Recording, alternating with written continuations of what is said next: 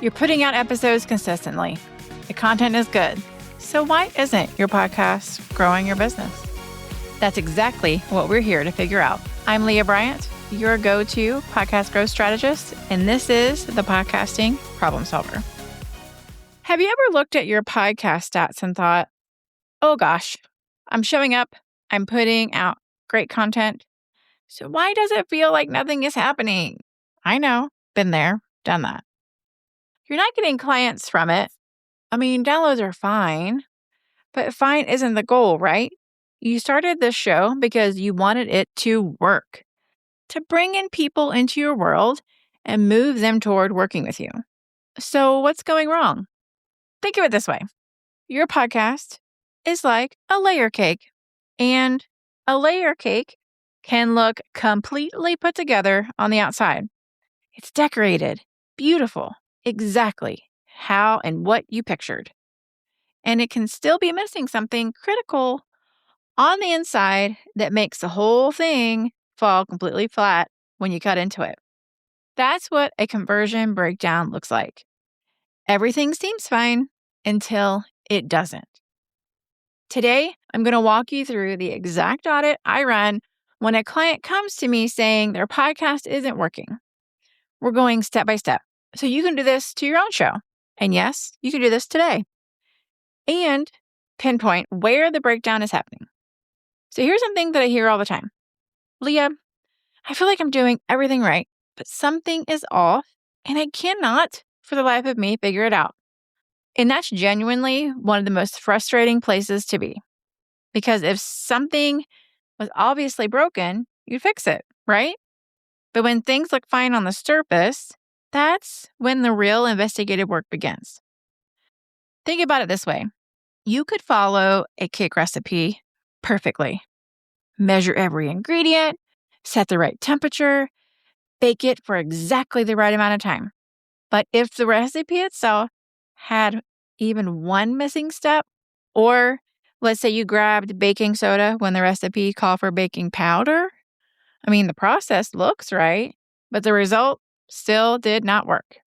And that, my friends, is podcast conversion. It's a chain, and a chain only has to break in one place to stop working entirely. And yes, I will be using all the baking metaphors in this episode.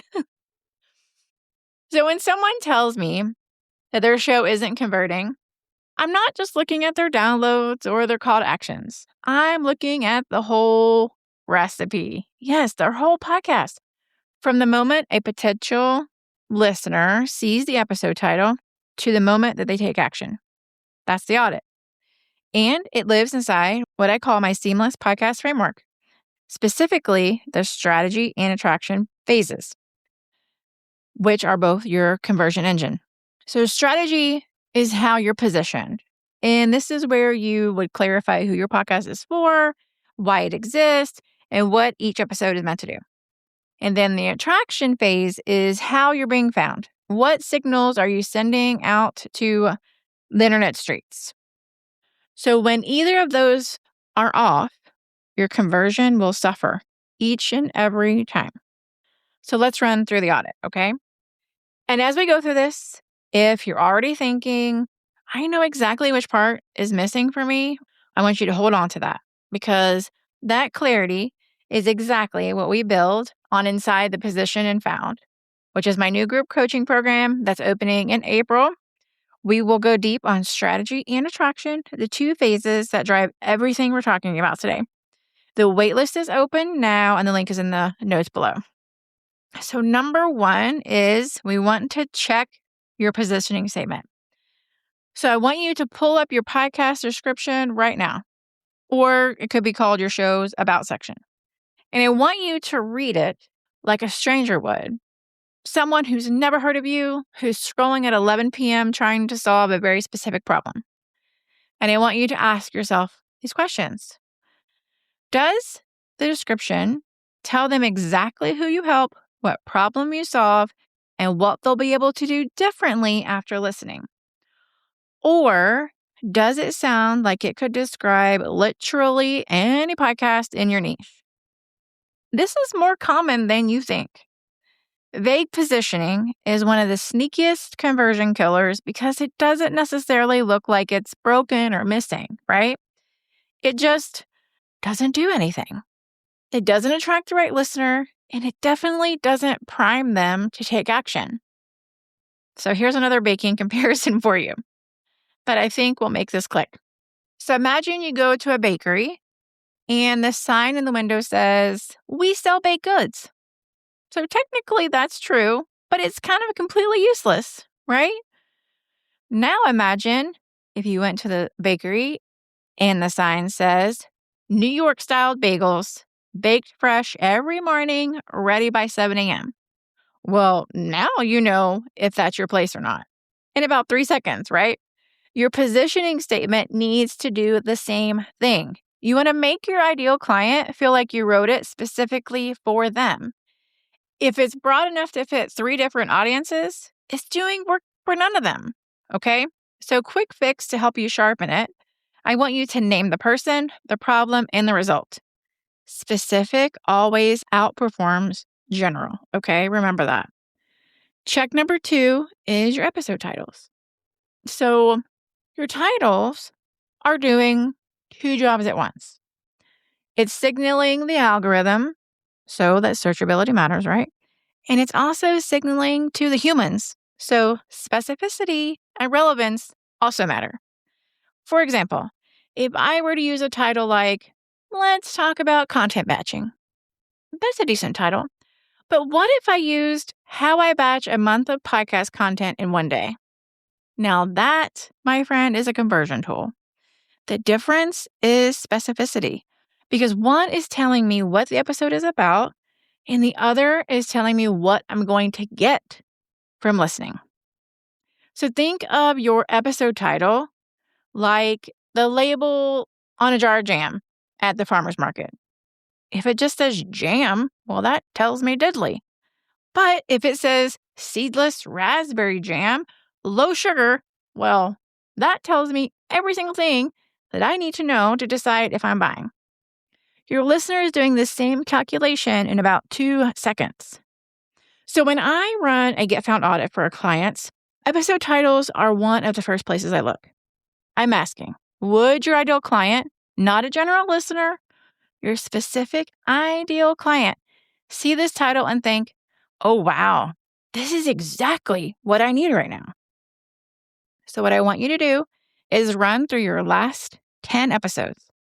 How many of those titles speak directly to a problem your ideal client is actively trying to solve? Because that ratio matters. Number 3, your call to actions, placement, wording, and sequence, all of that matters. I'm going to be really honest with you here, because if your call to action is at the end of your episode, friend, you're leaving a lot of action on the table, because people don't always finish episodes. I mean, it's just facts, right? Consumption rates can drop off significantly in the second half of longer episodes. So if your call to action lives at minute 22 or 25 of an episode, a meaningful chunk of your audience never hears it. So the approach that I teach and that I use myself is one call to action per roughly every 5 to 7 minutes of your content. Now, you're not going to go in and repeat the same dag-nabbing call to action over and over again. No, friend. We want strategic placement of different touch points, right?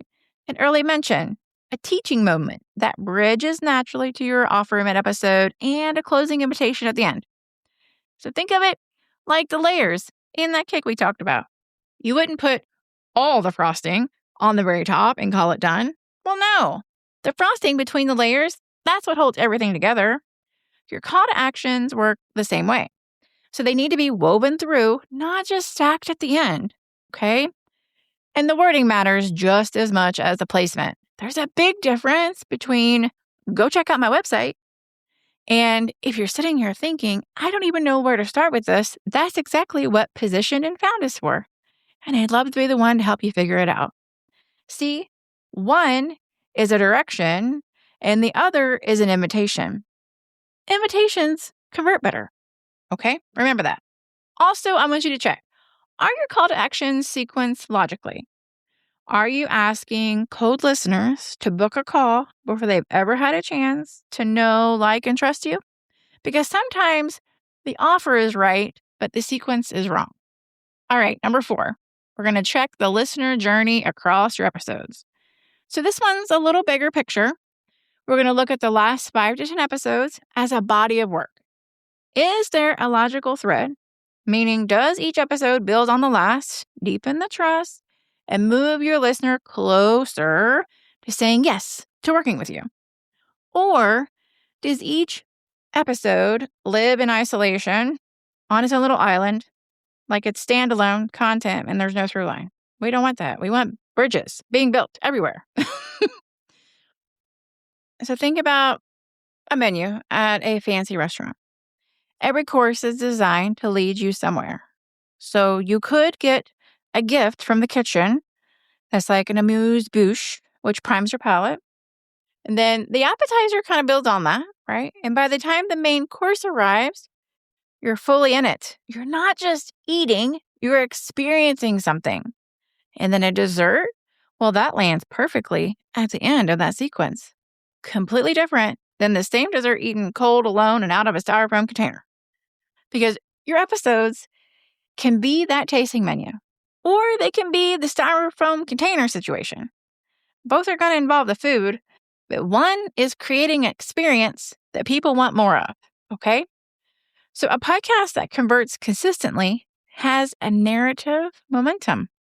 Listeners feel like they're on a journey with you. Each episode leaves them wanting the next piece. And that is never accidental. That's strategy. And it's the momentum phase of the Seamless Podcast Framework doing its job. So let me tell you about a client who came to me completely stumped. She had a fabulous show. She had great production quality, posting consistently, all the things. Check, check, check, check, check. Her topic, business coaching for women, was clearly something people wanted. But her downloads was just kind of meh. And she couldn't remember the last time a listener had reached out about working with her. And when I ran the audit, we found all 4 of these issues present. Her positioning statement was so broad, it could have been any business coach anywhere. And her episode titles were descriptive, but they weren't searchable or specific enough to stop a scroll. And her call to actions, yep, you guessed it, they were all stuck at the very end of the episode, almost like an afterthought. And there was no real through line connecting her episodes. Each one stood alone, all by itself, all by its little lonesome, and we don't want that. Her podcast was all the right ingredients. Quality content, check. Real expertise, bam. Genuine value, of course, but the recipe was off. And listen, you can have the best flour in the world, but it doesn't matter if the proportions are not right. So what do? We made targeted fixes in each of those 4 areas. We wrote her show description, retitled her back catalog with SEO and specificity in mind, and then we also restructured how she placed and worded her call to actions, and also built kind of like a loose content arc across her next 6 episodes. And within 2 months, her downloads were up by about 34% if memory serves me correctly. But more importantly, she had 4 discovery calls booked directly from podcast listens. 4. From a show that hadn't generated a single inquiry in months. So it was the same effort and commitment, just a different approach. Or, if we're going to continue with the metaphors, a different recipe. And that's what the audit service is, right? It's like, I don't want you to work harder. I want you to work with the right information. So here's where this lands in my Seamless Podcast Framework. So strategy, your positioning and episode arc. Does your show have a clear, specific point of view that speaks to the right person? That is your recipe. Get this wrong, and everything downstream is so much harder. Next is the attraction, your titles, your description, your metadata. Are you sending the right signals to both the algorithms, aka those robots, and the humans? Think of that as your storefront. If the display case doesn't tell people what's inside, they're going to walk right past. When those 2 things are aligned, conversion starts to happen more naturally. And it's not because you're lucky or the algorithm loves you more, but it's because The structure and the strategy and the attraction, they're all doing their job.